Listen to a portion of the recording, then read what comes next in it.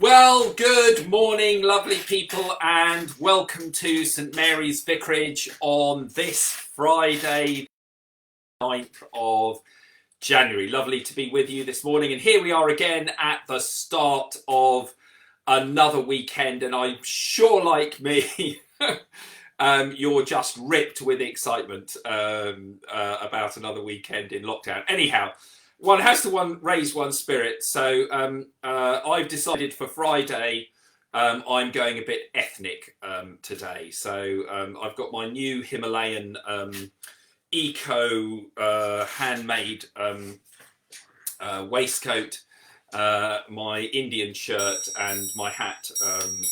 So I'm a bit bohemian and ethnic today. I do belong to a group on Facebook called Frock Up Friday, which encourages people to get dressed up on Friday. And if you remember, when we first started broadcasting back in March, we sort of did a bit of this, of getting dressed up on Friday. And Bill, lovely Bill Chorley, I think, won hands down most Fridays with his splendid outfits, which were so wonderfully photographed by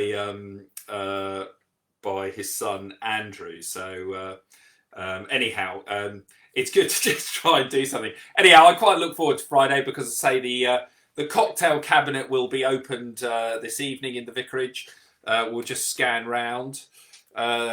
There's my fabulous 1950s cocktail cabinet. And what I did the other day was, it's amazing what you can get on eBay. It probably won't come on now because it's dark, but I install it myself. I'll override it. So yes, there we go.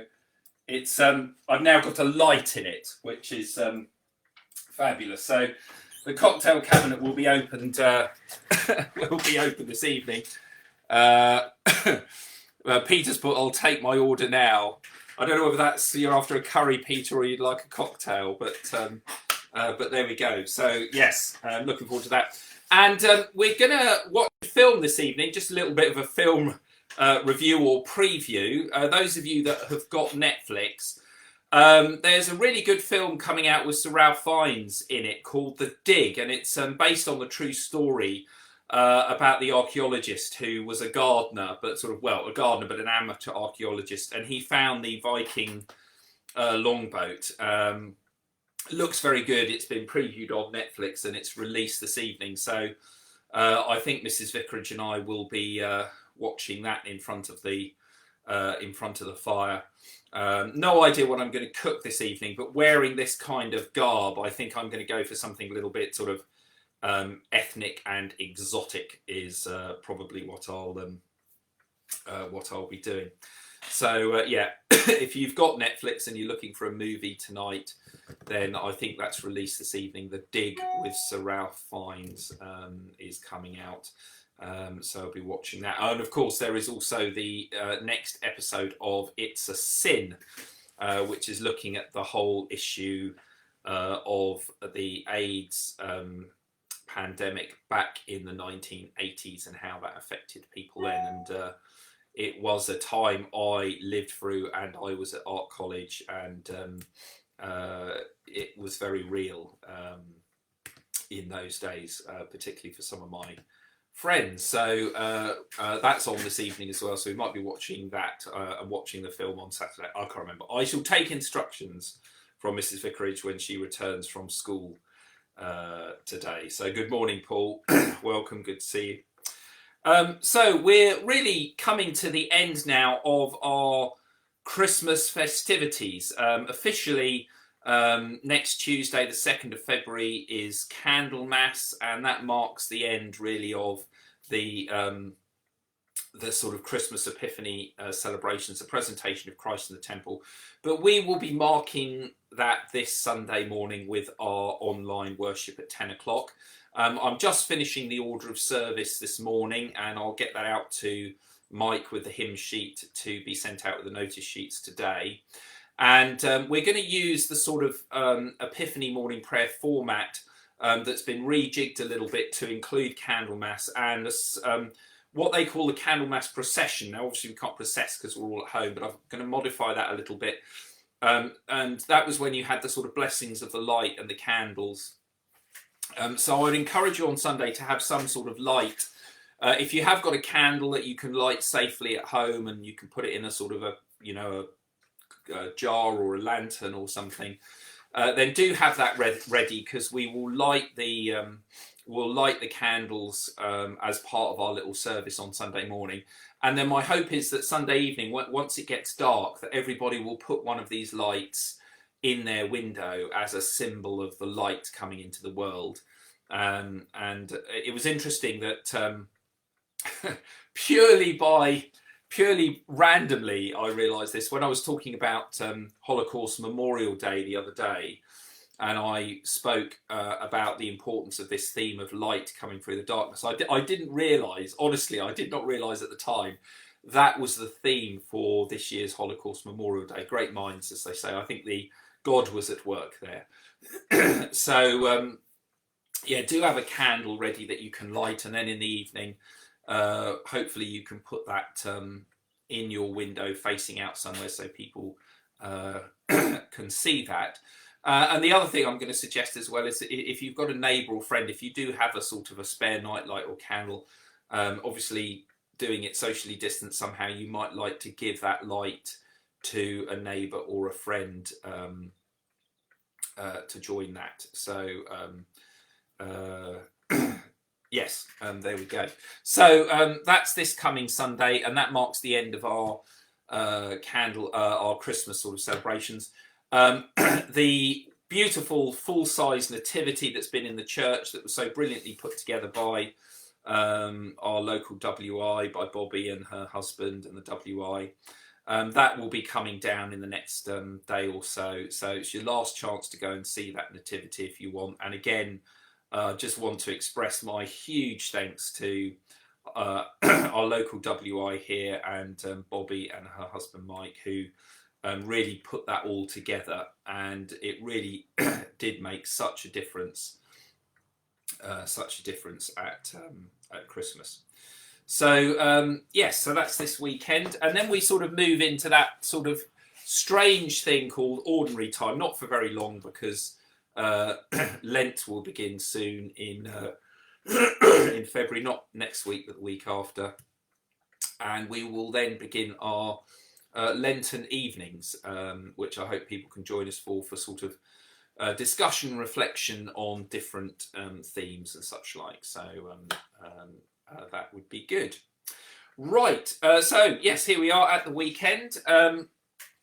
Let's just, there's no Saints' Day today, but those of you who are very Anglo-Catholic, tomorrow, no, of course, the 30th of January is the feast of Charles Stuart, King of England and martyr. The Anglo-Catholic Theological Colleges always used to make a big thing about this, and they probably will be or whatever. So that's on the 30th, but there's no Saints' Day as such. So we're going to carry on with our readings from Hebrews.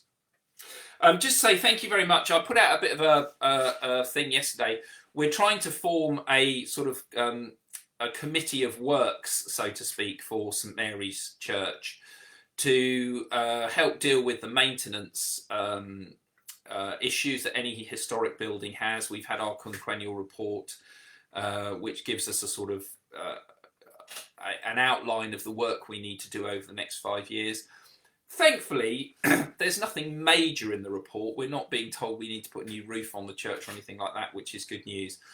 But there are a lot of other jobs that need to be done over that period, and one of the most urgent ones now is probably the churchyard wall that you would see if you're walking your dog up there. It is deteriorating, and we need a group of people, a team of people, to help oversee this project.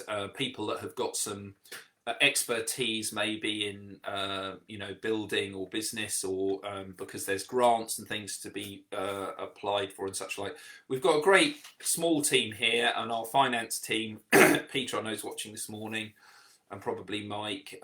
We've got their expertise, which will be helpful in getting grants. But it's just, in a sense, people that know how to speak the language to tradesmen and builders and craftsmen and such like. Have got some expertise with that. We're hoping to do that. There's no need to be a churchgoer. There's no expectation that if you want to do this, you have to start coming to church. St Mary's Handley is the village church. It belongs to the entire village, not just those of us who worship there on Sunday. We worship there on Sunday because it's important to us as Christians, but we also worship there on your behalf, on the behalf of the whole community. And I think that's a really important thing to understand. We come together to pray for our whole community. So in the sense, you know, the church here is a spiritual beacon of hope for our whole village, regardless of whether you're a sense churchgoer or not. So it's part of our community and heritage and everything. So we hope that people will be interested in helping and with that. But what I just wanted to say, thank you to those who got back to me yesterday, who offered their help. That's gratefully received, and we will be in touch as we try to put that sort of group together. Not easy in lockdown. I'd much prefer to, you know, my preferred thing is what I would say is that anybody that's interested, let's just pretend we're in normal times. If we're in normal times, I would say something like, anybody who's interested in being this committee, please come down the tap this evening at about 6:30, where the vicar will buy you a drink, probably several, and we can have a chat about it. I'm sure I'd get lots of people signing up then, but unfortunately we're not in normal times, so we can't do that. But thank you for those who volunteered, and if you know anybody that has got that expertise that's happy to help, then please let me know. Right, where are we here? Oh, I've opened the wrong page of my book. So we're continuing with our letter to the Hebrews. Chapter 10, verses 32 to 39. Let's just put my reading goggles on. Oh dear, they're a bit dirty. Give them a bit of a polish. Right, okay. So, chapter 10, verses 32 to 39. Remember all the sufferings that you had to meet after you received the light in early days, sometimes by being yourselves publicly exposed to insults and violence, and sometimes as associates of others who were treated in the same way. For you not only shared in the sufferings of those who were in prison, but you happily accepted being stripped of your belongings, knowing that you owned something that was better and lasting. Be as confident now. Then, since the reward is so great, you will need endurance to do God's will and again what he has promised. Only a little while now, a very little while, and the one that is coming will have come. He will not delay. The righteous man will live by faith. But if he draws back, my soul will take no pleasure in him. You and I are not the sort of people who draw back and are lost by it. We are the sort of people who keep faithful until our souls are saved. This is the word of the Lord. So in a sense, this continuing theme of the promise, and now we're picking up this idea of, you know, the second coming, in a sense, which some people call the Peruvia or the Last Judgment, or lots of sort of different names that it has. And of course, this causes a bit of a conundrum for theologians and as Christians today, which I'm not going to go into this morning because we wouldn't have time, but I'll just sort of touch on it. Because, of course, when the letter to the Hebrews was written, it was, in a sense, not hugely long after the events of the death and resurrection of Jesus. We're talking within about, 100 years of this, far less, 40, 50 years or so. But of course, then for Christians, the second coming was really imminent, and there was a lot of focus on this. And certainly in Paul's writings, there's quite a bit of that in there, and you almost have to understand that context.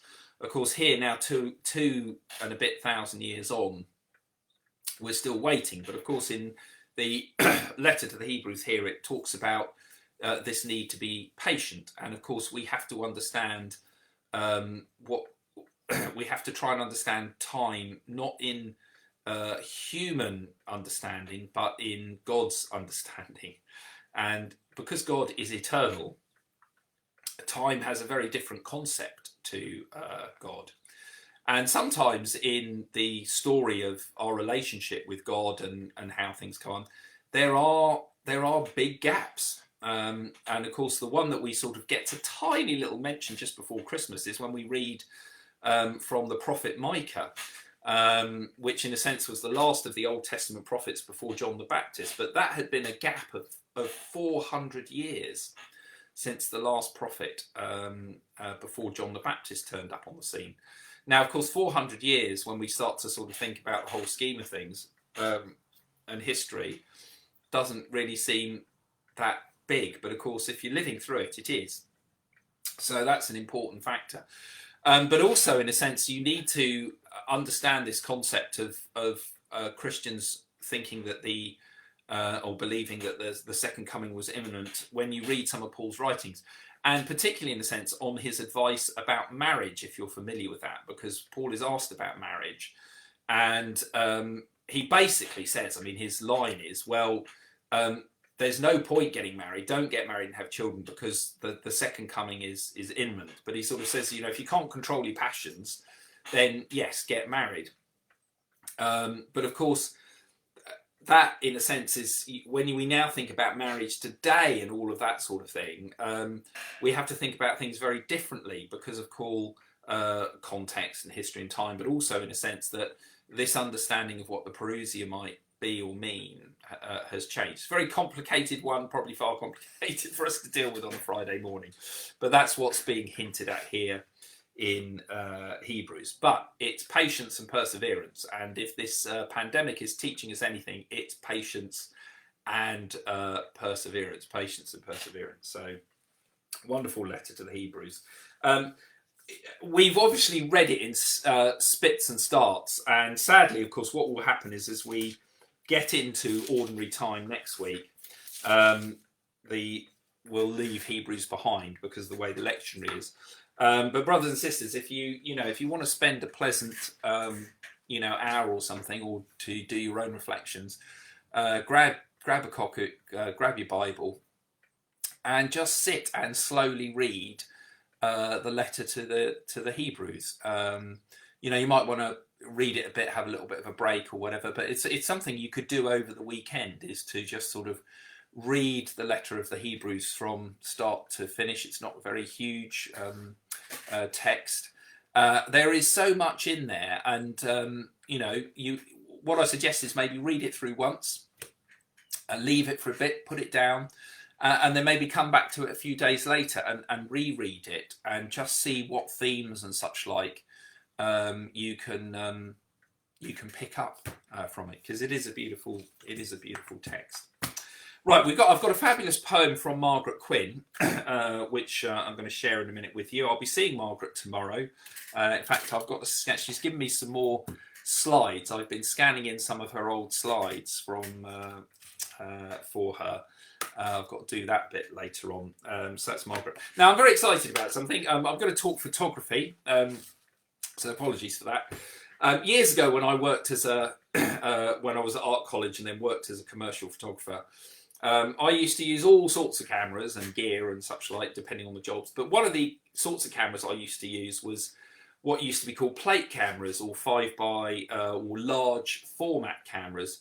And I've been toying with the idea of getting hold of one of these for several months now. I sort of thought about it back in sort of September or the summer, because I've been reading some articles about film photographers who use these large format cameras. And if you remember, they are, you have a negative that is 5x4 inches. You can get a 10x8 negative. I have used those a couple of times, but they're too unwieldy really to take out. They're really studio cameras. Some people do.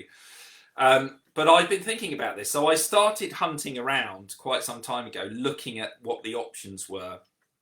And There are some companies that do still make these cameras. A company called Linhof does, and there's a wonderful photographer. If you've never come across his work, a guy called Joe Cornish, you know, he is regarded as one of the preeminent landscape photographers in the world, and his work is phenomenal. And a lot of his early work, particularly, he used these kind of cameras, and he would lug them up mountains and all sorts of places to take these pictures. And the wonderful thing about them is that because you've got such a large negative, the image quality is fantastic. And even though we have digital cameras these days, which are brilliant, and you can now buy what they call medium format digital cameras for, well, I'll say sensible money. They are several £1,000s, but you know, years ago, a medium format digital camera would cost you £20,000. Nowadays, you can pick them up for about £3,000, which, yes, is an awful lot of money, but you can just see how technology's moved and prices come down. So they've sort of now been used by sort of keen amateurs and professionals. However, all of that, wonderful though it is, nothing can beat a 5x4 negative. And if you have a scanner, the sort of thing you scan documents in, like I have, most of them have the equipment to be able to scan negative.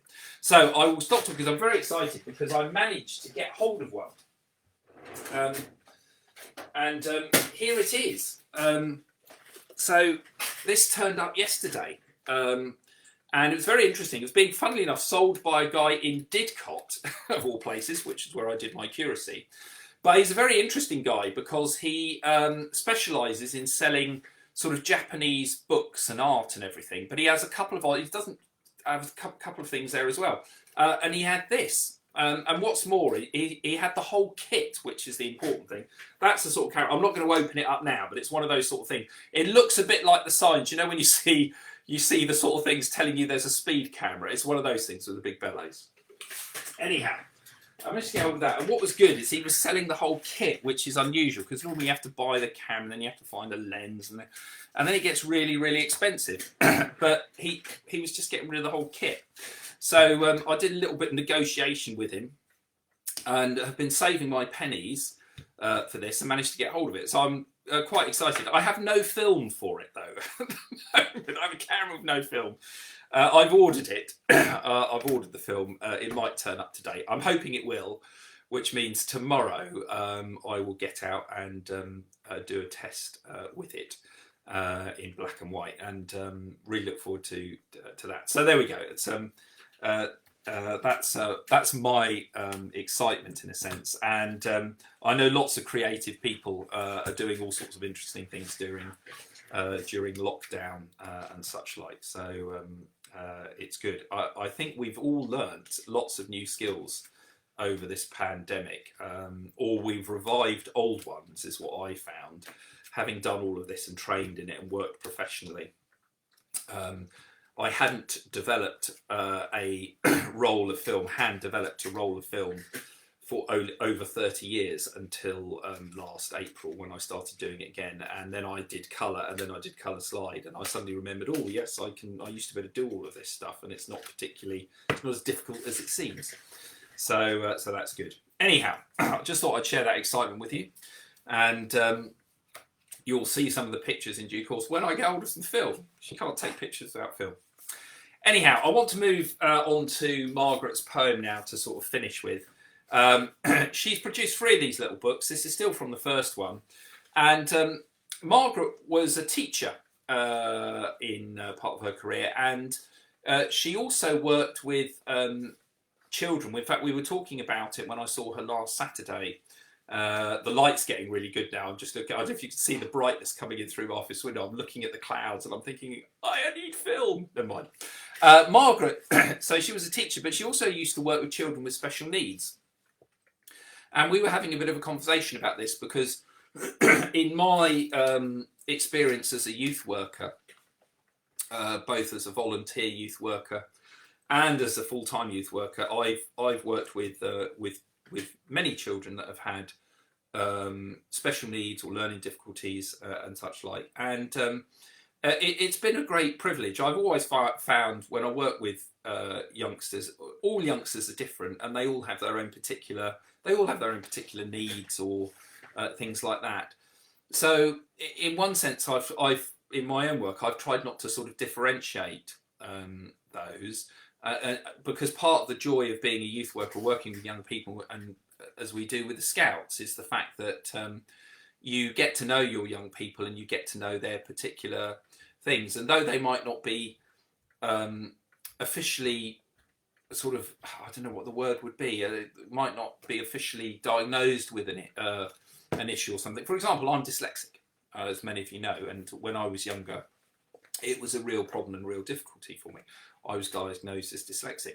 But I know other youngsters who, they don't have that sort of issue, but they might be fearful of particular things and whatever. And one of the things in youth work, and certainly within Scouts, is it helps young people to sort of push their boundaries in a safe way and to sort of learn some new things and this, that and the other. Anyhow, I found this poem this morning. It's called Wendy, is the poem.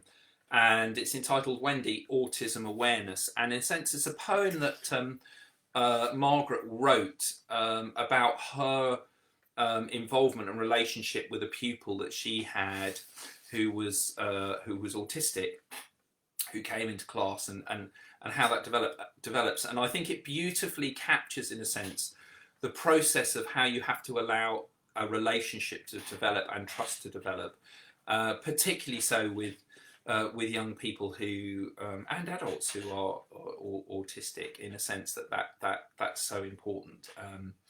So I just want to read this poem to you because I thought it was really great. Let's change the goggles again. Here we go. Wendy met us by the doorway, shy and hesitant, ready for flight. Tall and slender now she stood there, fair hair caught in bright sunlight. And her stillness settled round her as she gazed down at the floor, head held low and half-turned body, tense and nervous at the door. So we coaxed her very gently, slowly sat her by my chair, her young face so quietly solemn, of other pupils unaware. All afternoon she stayed there, eyes averted, head hung low, left her chair just like a zombie when finally it was time to go. But slowly, slowly came acceptance of classroom rules and classroom ways. She had her own desk with other pupils and seemed more happy with her days. But still she hated any contact. When others touched her, pulled away, fixed her eyes on floor and ceiling, would never look our way. Gradually we came to notice she lined up freely at the door. Encouragement was not now needed. She did things she hadn't done before. In the playground joined with others, still not speaking, but she smiled. Learned to swim and to play rounders, seemed a so much happier child. Noticed when at my side reading, quietly whispering in her shy way. She seemed content, sometimes leaning. She didn't turn or pull away. Work from her was neat and careful. She handled books with light caresses. Are you happy with us now, Wendy? To my joy, she answered yes. So thanks, Margaret, for that beautiful poem, Wendy, Autism Awareness. I just think that just captures that progress of a relationship in that sense with a child with autism, and how important it is just to be steady and gentle and to allow that young person to sort of move at their own pace. So thank you for that. Anyhow, folks, I think that brings us to the end. I've kept you for nearly half an hour. I hope you have a really good day and a good Friday, whatever you're doing. As I mentioned at the beginning, if you've got Netflix, there's a great film coming out which is called The Dig. It's got Sir Ralph Fiennes in it, and it's free on Netflix if you subscribe to Netflix. That's coming out this evening. We'll either be watching that this evening or tomorrow.